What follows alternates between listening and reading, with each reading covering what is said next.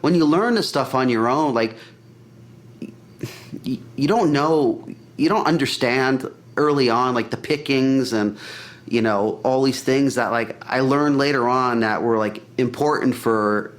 most death metal bands, but I didn't give a fuck about it in myself, you know. But it was just it's better to go off the beaten path learning, I guess. I mean, another example of myself is that I didn't even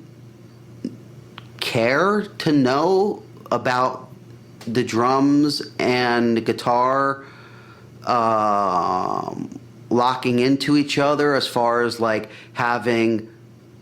you know, pick notes to each drum, to each bass drum or whatever, you know, like when you're doing double bass, you're supposed to be doing, you know, which, I mean, I did it because it sounded right, but I didn't really know that it was like a thing. It was just like, okay, I'm playing this riff, he's playing the drums, I just pick the guitar this way and it makes sense or whatever. But I started learning in the late 90s with touring with some other bands that there became like rules to like this stuff, and I was like,